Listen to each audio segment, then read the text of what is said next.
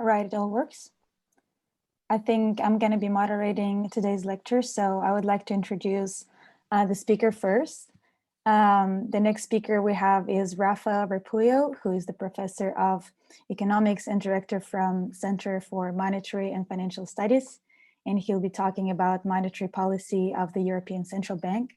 So make sure to listen closely and prepare some of your questions. You'll be able to get them answered at the end of the lecture. So, yep, thank you, Rafael. So can I start? Okay, but okay, let me start sharing my screen. View full screen. Okay, right. So first, let me say that I'm very pleased to participate in this year's International Economics Olympiad. I think that this is a wonderful initiative, and I am very glad that I am here with you. Now, as Anna said, I am the director of CEMFI, Center for Monetary and Financial Studies in Madrid, Spain. This is a graduate school which was founded more than 30 years ago by the Bank of Spain. So we have a connection with the central banking world, although our programs, master and PhD, are not specifically geared towards monetary policy or financial markets. In fact, I can see from the schedule in your for this week that on Saturday you have another lecture by one of my colleagues, Manuel Arellano, who is an econometrician, and he's going to be talking about income risk inequality. So you will see two of us performing this week. Okay, now my lecture is about the monetary policy of the European Central Bank, and therefore is going to be close and I would say complementary to the lecture of Governor Kazaks that we've seen just an hour ago.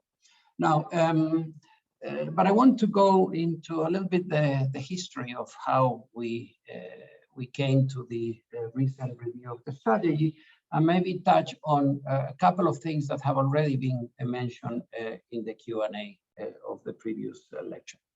Okay, starting with a little bit of history. The ECB started to operate on the 1st of January 1999 by this irrevocably fixing of exchange rates of the currencies of the member states that joined the euro. From that moment, there was a single monetary policy in place. And however, the banknotes, the euro banknotes, were not introduced until 3 years later.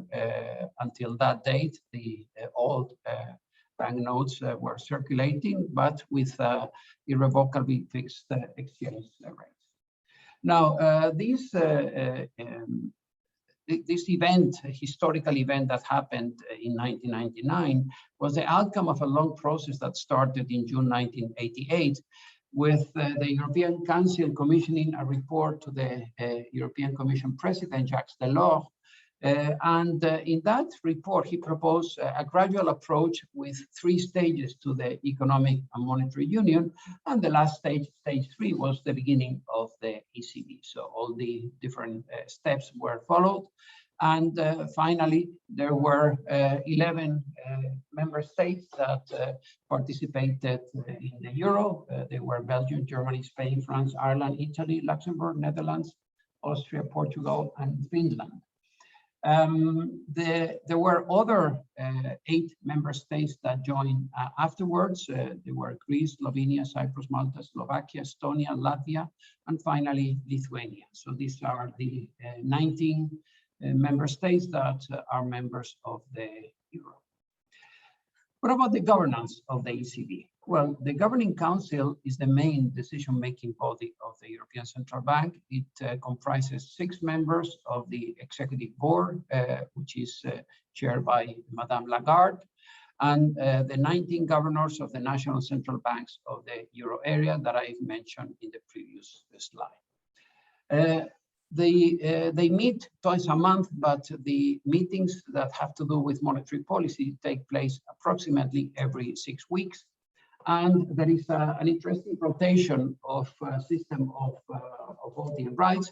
So not every central bank votes in every meeting. There is some rotation, and well, I could sort of, I mean, you can go on the website of the ECB and you have all the information. But essentially, there are two types of countries, big and small. Big countries are Germany, France, Italy, Spain, and the Netherlands, and they share 4 voting rights. And the other countries, 14, the smaller countries, share 11 voting rights. So, and the governors take turns using the rights on a monthly rotation. So that's how decisions on monetary policy are taken.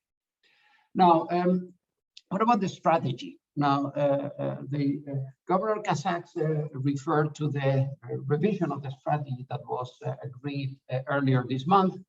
But I would like to go back and say something about the original strategy of monetary policy by the European Central Bank. This was agreed by the Governing Council in 1998, was marginally modified in 2003, and it was revised on 8th July 2021, so only a few weeks ago. So notice that from 2003 to 2021, there were basically 17 years. So my first comment here is that this revision of the strategy was long overdue. There were 17 years without formal changes, but let me say that during this interval, there were many significant changes that happened in these years, partly driven by the fact that the global financial crisis started in 2007, and then it was followed by the sovereign debt crisis in Europe in 2011. And of course, we've seen the COVID-19 crisis started in 2020. So many changes took place, and in a way, I mean, what we are seeing with the revision of the strategy is the consolidation of all these changes into new rules for the monetary policy decisions. Now, what was the original monetary policy strategy? Well, it comprised essentially 2 ingredients. The first ingredient was a quantitative definition of price stability, because the treaty only refers to price stability. It doesn't say how do we make this definition precise. And so the definition that was agreed at the meeting of the 1998 Governing Council was to maintain inflation rates measured by the harmonized index of consumer prices below but close to 2% over the medium term. This is the key sentence that has generated hundreds, if not thousands, of comments, both positive and negative. Now, in addition, there was a 2-pillar approach for deciding on the monetary policy tools. The first pillar was the economic pillar, which was with a focus on short to medium-term determinants of price development. And there was a monetary pillar that focused on longer-term horizon, exploiting the long-run link between money and prices.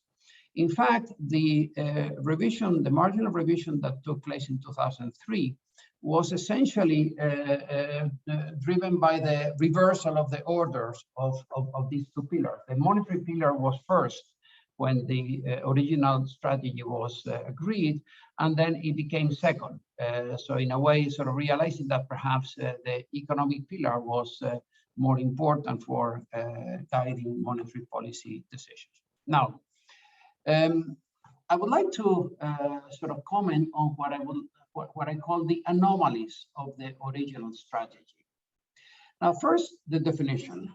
I think that below but close to 2% is a bit ambiguous. We don't know really how close is close, right?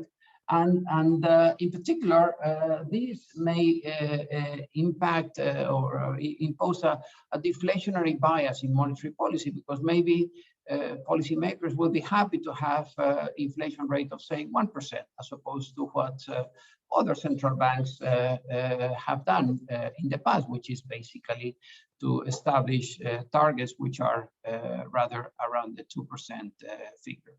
So this below but close was in contrast with the clarity of the strategy of other central banks that were pinpointing a particular reference number for the target of monetary policy.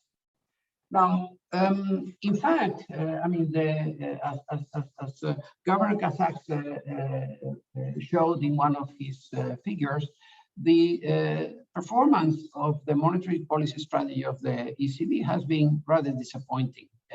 So, for example, the average inflation rate since 2008, following the global financial crisis, is 1.2%, which is way below the 2% that is supposed to be the sort of the upper part of the range. Well, I mean, I don't know, maybe this is not disappointing to some people, but I think that the general feeling is that we would be happier if we were much closer to the 2% reference. Okay. Now, of course, I mean, it's not just that on average we've been way below the 2%, it's that we have experienced several periods in which we had negative inflation rates. For example, in 2020, of course, I mean, we can understand that part of the reason was the COVID-19, the effects of the COVID-19 crisis. So that's the first anomaly that I would like to stress. Now, the second anomaly is the monetary pillar.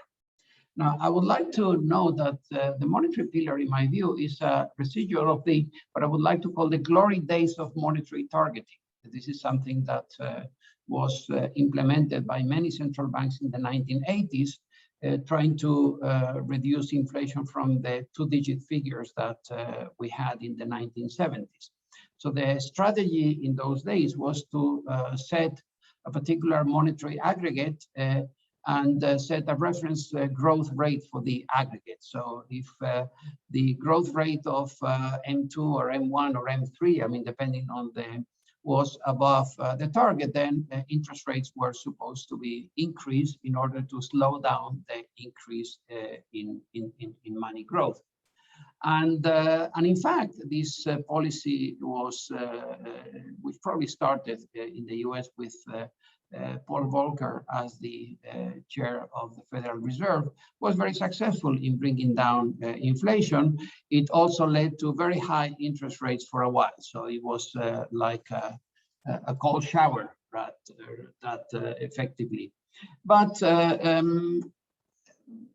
think that in the more recent periods, the strategy of monetary targeting has been less and less successful. And in fact, if I may use an example from Spain, when the Bank of Spain was granted independence, I think it was in 1994, they decided to drop the monetary targeting and adopted inflation targeting as the strategy for monetary policy. And of course, this changed in 1999 with the arrival of the euro and the participation of Spain in the monetary union. But I think that the consensus among academics and many policy makers, including monetary policy makers, is that putting the focus on money growth deviates attention towards what nowadays are largely irrelevant variables, at least from the point of view of the determinants of inflation. And also, it is in stark contrast with the strategy of other central banks that certainly abandoned any reference to money growth many, many years ago. Now, what is happening here is that there has been an empirical breakdown of the historical relationship between money and prices. Now, you also saw from one of the figures of Governor Kazak the growth in the balance sheet of the euro system, and that is driven by these monetary policy non-standard monetary policy decisions undertaken in the last few years. And this huge increase, not just in the balance sheet of the central bank, in the monetary base, but also in all monetary aggregates, have been accompanied by very little impact on prices. So inflation has been low, and as I said before, even negative. So basically, money growth is not and has not been a reliable source of information about developments in prices. So I think it was high time that it was formally abandoned as a pillar of the monetary policy of the ECB. Okay, I mentioned that this review of the strategy hasn't happened sort of overnight. It has been the outcome of many significant changes that have occurred since 2003, which effectively rely more and more on the economic pillar.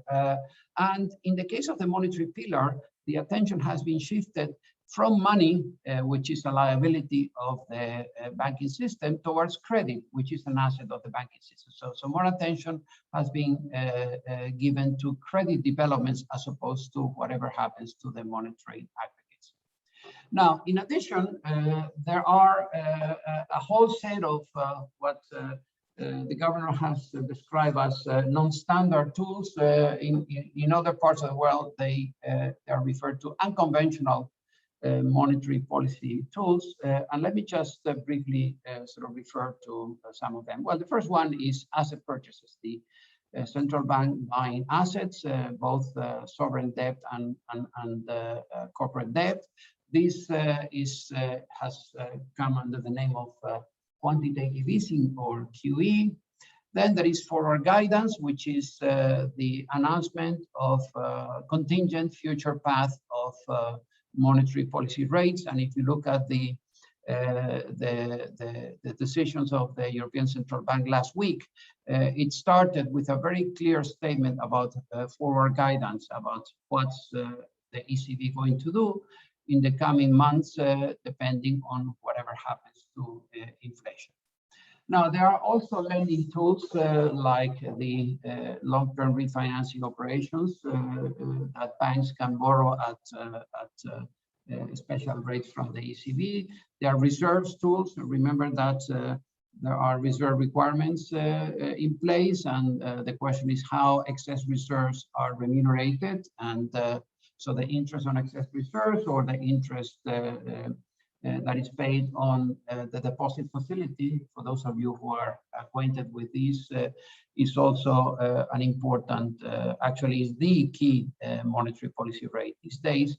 There is also something called tiering that maybe I shouldn't sort of spend any time now. And of course, there is the decision to go for negative interest rates on the key policy instrument, which is the deposit facility rate in the case of the European Central Bank. Now, I mean, I put negative interest rates in this unconventional monetary policy, but basically this is an unconventional use of a conventional monetary policy tool, I mean, which is the setting of interest rates, right? Okay, so all these changes have been taking place, and in particular, I would like to stress this greater reliance on the economic pillar that justifies one of the big changes in the new monetary policy strategy of the ECB. Now, the strategy starts with a new definition of price stability. It is to aim for a 2% inflation rate over the medium term. So gone is this statement, but below but close, which was, as I said before, somewhat ambiguous. Now, there is also a lot of stress that positive and negative deviations are equally undesirable. I mean, in the past, there was a presumption that positive deviations were considered terrible, whereas negative deviations were more or less okay, right? So now there is a very clear statement that the ECB is going to treat these two types of deviations as equally bad. Now, on the two-pillar approach, it is formally abandoned. It is replaced by two interdependent analyses, the economic analysis and the monetary and financial analysis. I would like to stress here the financial analysis because since the global financial crisis, developments in financial markets have been very important for understanding the behavior of the aggregate economy, not just what happens to inflation, but what happens to output, etc. So the link between macro and finance turns out to be important and is now acknowledged in the new strategy of the ECB. Now, there are other significant changes in the monetary policy strategy that I would like to mention, and you can refer to the document published by the ECB on the day of the agreement. Now, the plan, this is not for now, but this is for the next few years, is to include the cost of related to owner-occupied housing in a harmonized index of consumer prices. Well, taking into account that, well, I guess that these costs are an important element of the measuring the cost of living. They incorporate formally the unconventional monetary policy tools. Maybe we should stop calling them unconventional or non-standard, because they are part of the toolbox of central banks going forward. They also mentioned that the central bank will take into account financial stability where appropriate. So the developments on the financial stability front are also going to be considered in the setting of monetary policy rates. They incorporate the implications of climate change, and this is a very significant developments for a central bank. They make a lot of emphasis on improving communication towards the wider public. And they also say that this is not going to be another 17 years before the review of the strategy. They schedule the next review in 2025, in 4 years from now. So this is really a package of very significant changes.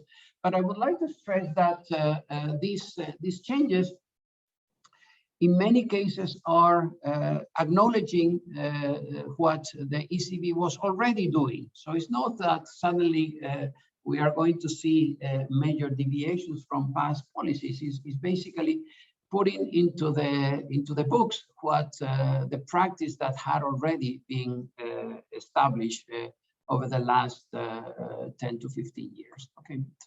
Okay, so let me say something about the assessment of the new strategy, starting with outsiders. Now, this is a quotation from an article in the Financial Times, and it reads as follows. The review sheds many of the idiosyncrasies that had made the ECB so different from other major central banks.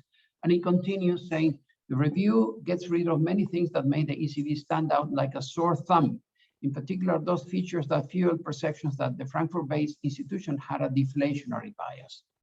And this is Martin Sandbu is one of the writers in the Financial Times. That was the article that he published. Now, there was a lead article, an editorial of the Financial Times the day after the announcement, and I should have put it in the slides, but I now realize that I didn't.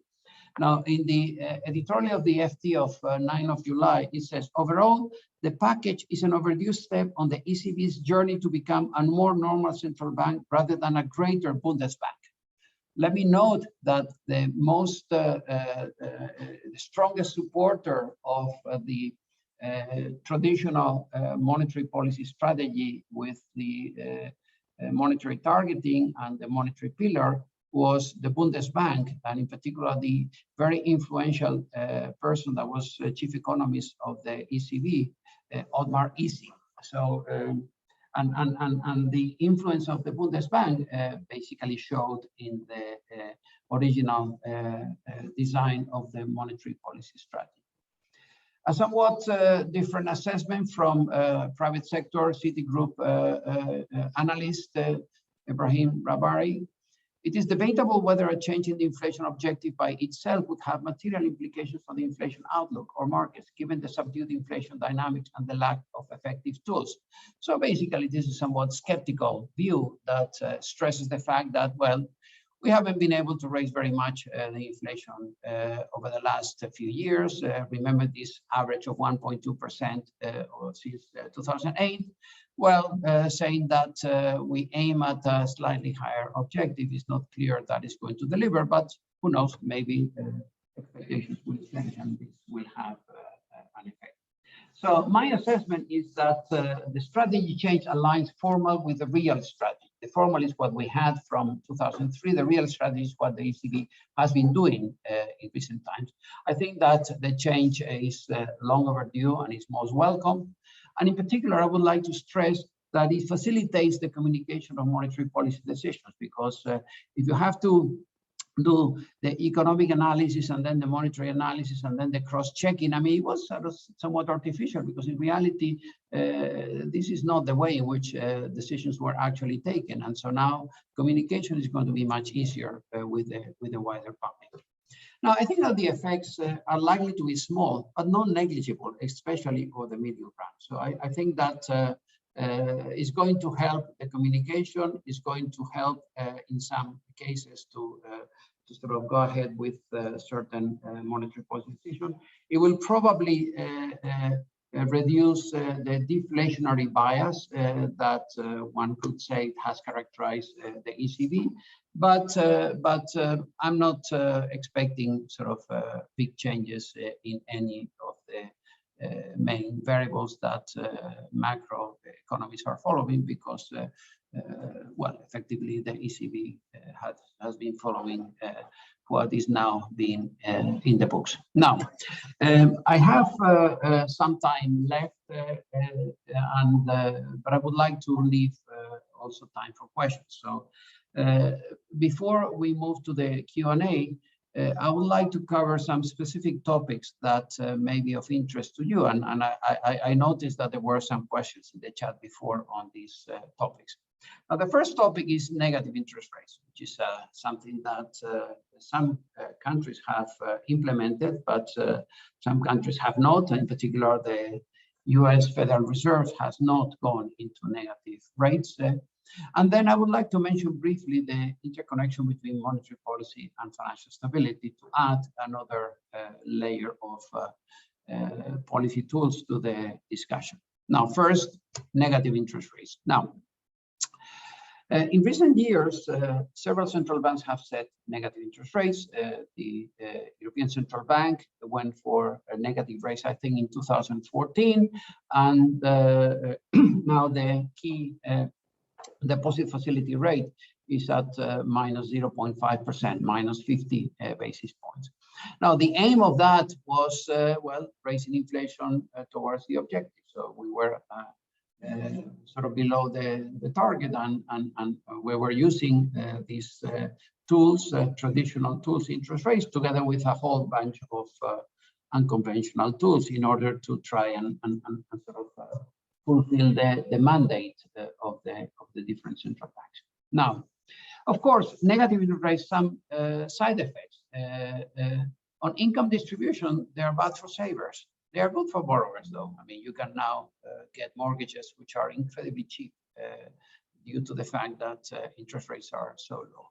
But it does have this impact on income distribution. And remember that the key country in the European Monetary Union is Germany, and Germany is a country of savers. So it's not very surprising that the Bundesbank has never been a strong supporter of this policy. It also has an effect on bank profitability, because there is this negative effect on profitability when negative rates are not translated to deposit rates. Now, typically, there is this reluctance of commercial banks to go into negative rates for retail depositors, perhaps not so much for corporate depositors. And in fact, margins have gone down in recent years, and stock market values of banks have gone below accounting values. The price to book ratios have gone way below 1. So that's a signal that profitability is low. Okay. Now, there is a very interesting concept that was introduced 3 years ago, which had to do with the following question. It's called the reversal interest rate. Now, the reversal rate addresses the issue of whether negative interest rates may be, in fact, bad for lending and economic activity. And the reference here is a paper by Marcus Brunemeyer and Jan Kobi called the reversal interest rate. Now, what they write in this paper is that they define the reversal rate as the rate at which accommodative monetary policy reverses its effect and becomes contractionary for lending. Okay, so you think that lower rates are going to be good for lending? Well, I mean, it depends. If you are below the reversal rate, then they could be bad, and they actually may be contractionary. Now, what is the mechanism in Brunner-Meyer-Covey? Well, as I mentioned, there is this connection to bank profitability of lower rates, to the extent that loan rates come down, but deposit rates don't so much. This lower bank profitability reduces bank capital, and as some of you may know, banks are supposed to support their lending with capital. If capital goes down, then lending may eventually go down. So that's the mechanism in Brunner-Meyer-Covey. Okay. Now, in fact, this term, the reversal rate, has become part of the jargon of both monetary policy makers and journalists. For example, this is an article of the same Martin Sandbo in 2019, and the title of the article was "Can Further Monetary Stimulus Still Be Effective?" And he was arguing that central banks should not fear the reversal rate. And in fact, in the first, I think it was the first press conference of Madame Lagarde at the ECB, in one of the questions, she was asked whether the interest rate of the deposit facility had reached the reversal rate. Of course, so this is part of the day-to-day terminology that is being used by analysts and central banks. Now, what can I say about the reversal interest rate? Now, first, I would like to say that there is little empirical evidence. I think that there is evidence on the relative effects of lower negative rates. For example, it is the case that high deposit banks lend less than low deposit banks. Notice that the high deposit banks are the ones that are going to, are these banks that have a comparative advantage in taking deposits compared to lending. So they may place a part of the excess liquidity in the interbank market or buy other types of assets. Now, these banks that have a lot of deposits are really hurt by negative rates, and they show that they have a smaller increase in their lending compared to the low deposit banks. I mean, imagine a bank that is funding mortgages in the interbank market or by issuing securities. Well, this bank, the cost of funding goes down with negative rates, and therefore this bank find it very profitable to do the business, and so can expand its lending. So really it is important to look into the structure of the balance sheet of the banks to see the effect. And there is a very interesting paper by 3 people, 2 of them from the European Central Bank, that shows this kind of result. On the theoretical mechanism, I have a paper written last year that shows that the theoretical mechanism is again only relevant for high deposit banks, and it's only when they are not able to pay negative deposit rates. And so I think that more and more banks in the Eurozone, given the prospect of a longer period of negative rates, are starting to pay negative rates to corporate depositors, and are increasing the commissions that they charge to retail households, so that they get some compensation for these negative rates. Okay, so that's what I had to say on the reversal rate and the monetary policy, sort of the negative interest rates. Now, I would like to briefly mention a second topic, which is monetary policy and financial stability. And again, there is some jargon here, like in the previous section, I was speaking about the reversal interest rate. Now the jargon is the risk-taking channel of monetary policy. And by risk-taking channel, I mean, or we mean, that lower rates may have a negative effect on financial stability. And there are these 2 economists, Claudio Borio is at the Bank for International Settlements. And the argument is that, well, lower interest rates may reduce, as I said before, bank profitability. And if banks are less profitable, they may have an incentive to engage in more risk-taking, and sort of in the form of buying riskier assets or lending to riskier customers. Now, there is some empirical evidence here that points to the fact that lower rates increase risk-taking incentives, and I would like to mention this paper, which uses data from the credit register of the Bank of Spain. And there are also some theoretical models. I have one published with David Martinez Miera in 2017, which actually show that lower rates increase risk-taking incentives. So I think that there is both empirical and theoretical results that that point out in this direction. So the question would be, well, what can be done? What could be done? What could be done? And here I would like to bring something that many of the students participating in the Olympiad may know, something called the Tinbergen rule.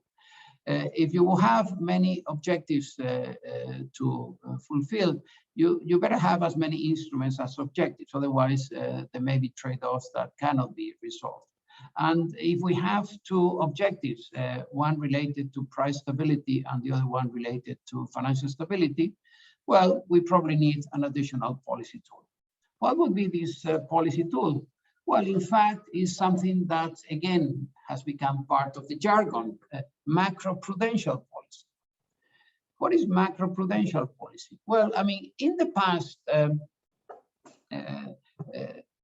commercial banks were subject to all kinds of regulations in terms of capital requirements, reserve requirements, liquidity requirements, as well as many other types of fit and proper, etc. And there was something called bank supervision, which made sure that these regulations were properly enforced, right? And this was an approach that was taken bank by bank.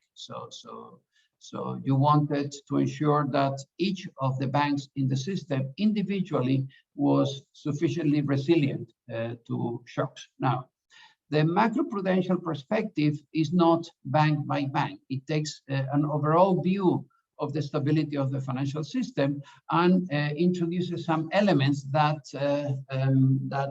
can sort of contribute to this resilience. In particular, for example, you can tighten capital requirements for banks when interest rates are low and you deem that financial stability is at risk. And the regulations that were introduced after the global financial crisis that were agreed by something that is called the Basel Committee on Banking Supervision and then translated into the European and the national legislation, incorporate something that is called the countercyclical capital buffer. And the countercyclical capital buffer, or CCYB, is supposed to increase capital requirements in good times so that banks have a buffer that can be used when conditions deteriorate in bad times.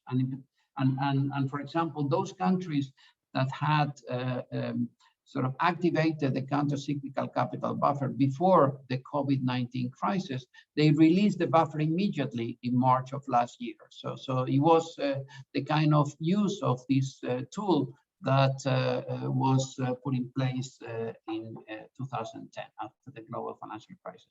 There are also other types of macroprudential policies. For example, if you think that financial stability is at risk because its credit is growing too fast, then you may tighten credit requirements for borrowers.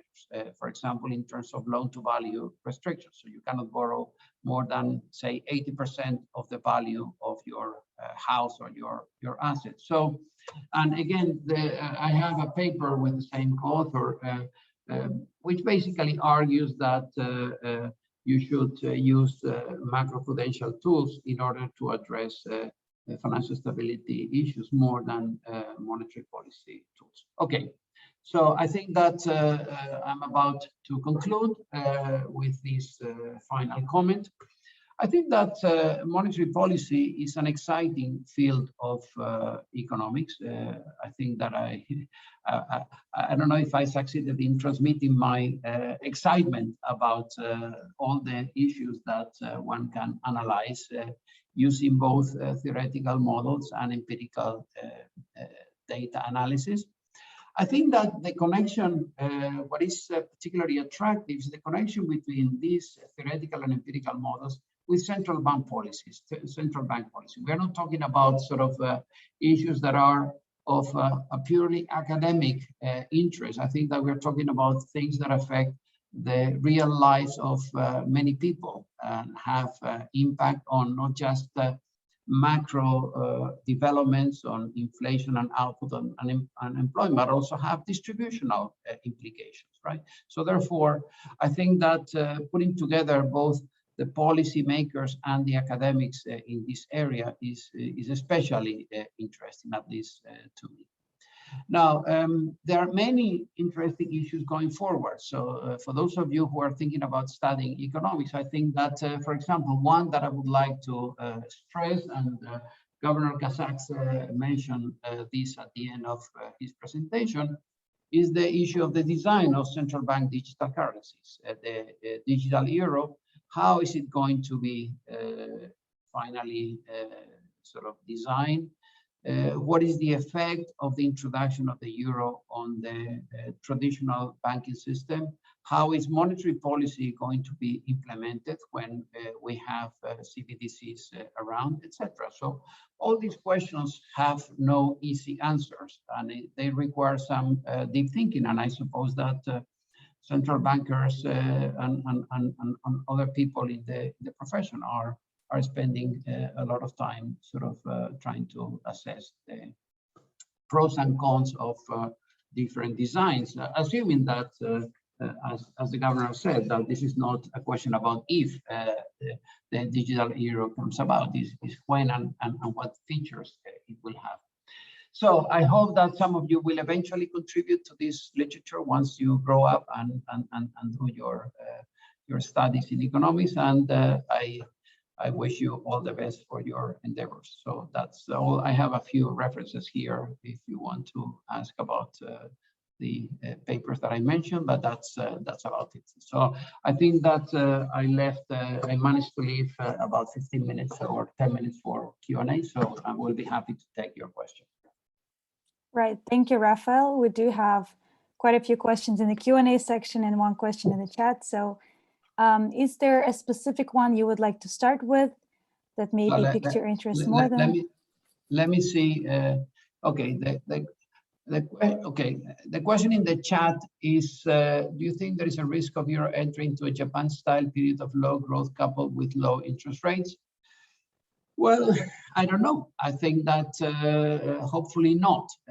My view is that the new strategy is precisely sort of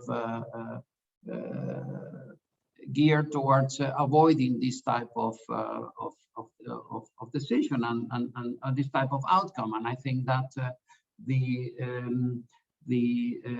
new tools that are being developed, in particular the forward guidance announced last week, should contribute to avoiding this type of outcome.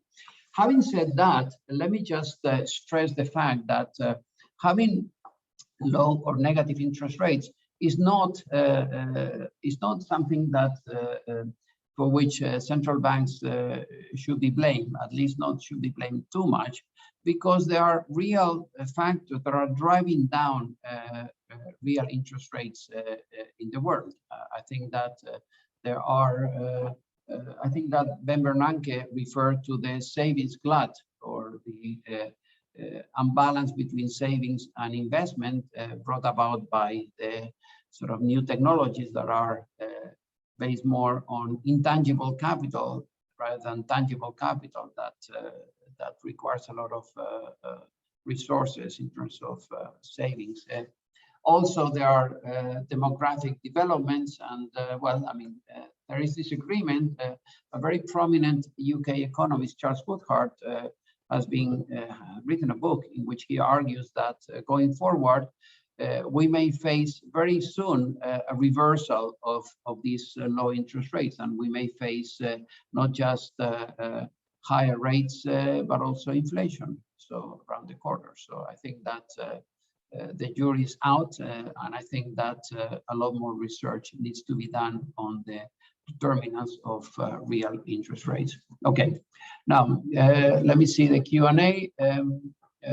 So where do I start? Because some of these questions were for let me start with the last one, right? So that's Do you think that the low interest rates might have influenced the formation of bubbles or the recent crypto surge? Yeah, sure. I think that low interest rates push agents, investors to search for yield. And I think that we are not talking about just sort of hedge funds, even sort of typically conservative investors like insurance companies have been searching for higher yielding assets and going into riskier corporate debt, etc. So I think that, and this is one of the issues that the macroprudential authorities are facing these days. And I think that there are some concerns about the financial stability implications of these developments. And that's why I think it is a good thing that the new review of the strategy mentions financial stability of one of the concerns.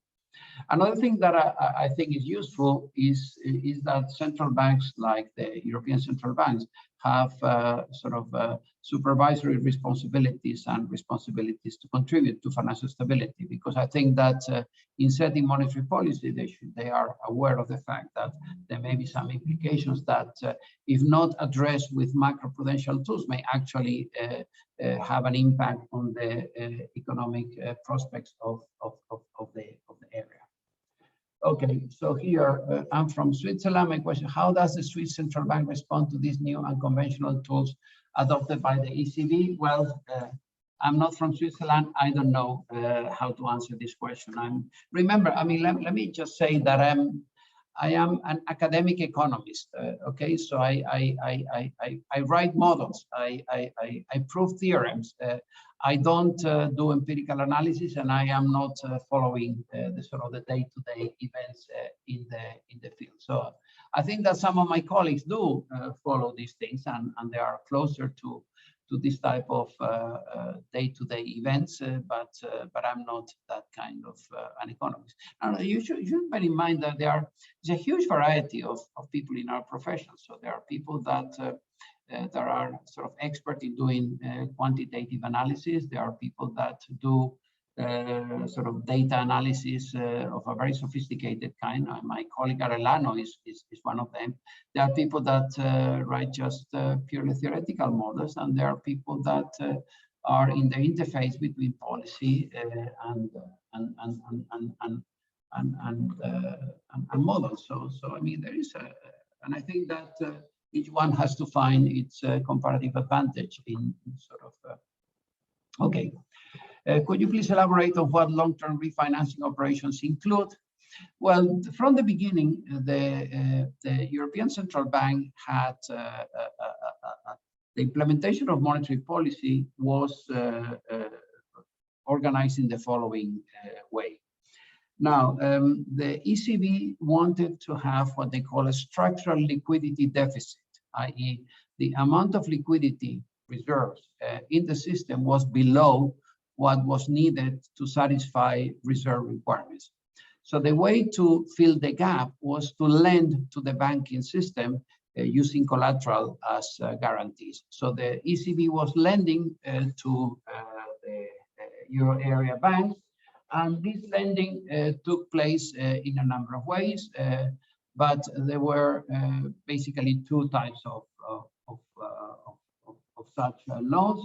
There were the main refinancing operations, so-called, and the interest rate on the main refinancing operations was for many years the policy rate. And there were the longer-term refinancing operations that, well, typically at the beginning at least, they were like 3 months or 1 year.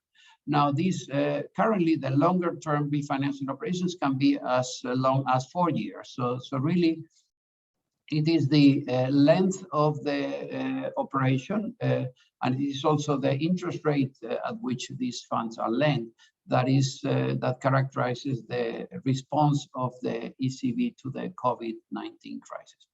Now, the other thing that has changed is that following the program of purchases of assets, the quantitative easing, we have moved from a structural liquidity deficit to a huge structural liquidity surplus.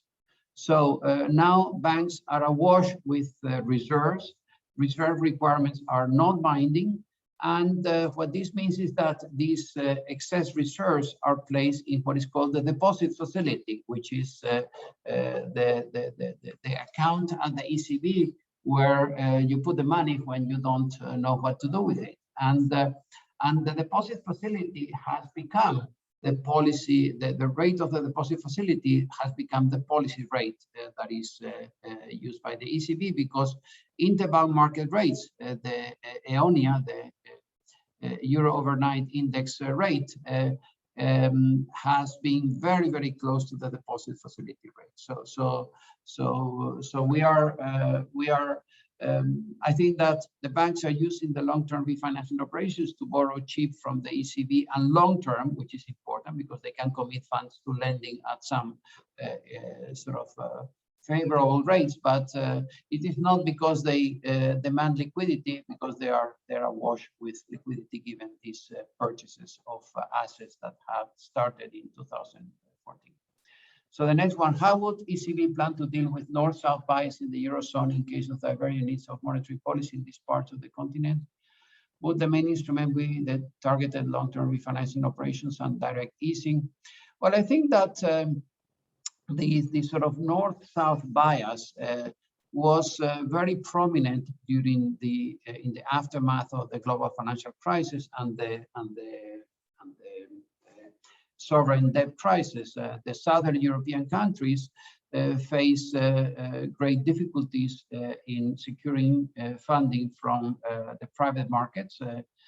For example, a country like Spain funded the great asset bubble, the housing bubble, prior to the global financial crisis by borrowing from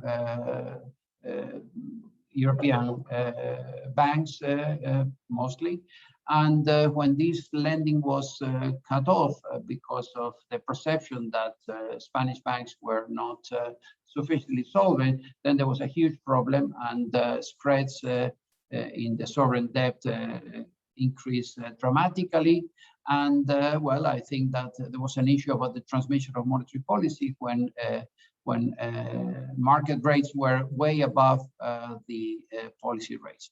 Now, I think that the main this starts in contrast with the situation after the COVID-19 crisis, in which the ECB, through its purchases of assets, have kept interest rates more or less in line. So the interest rates on the 10-year Italian debt is not the same as the interest rate of the 10-year bond, but it's not that far away. So I think that it's not the long-term refinancing operations that it is the quantitative easing, the purchases of assets by the ECB that has sort of led to this different outcome.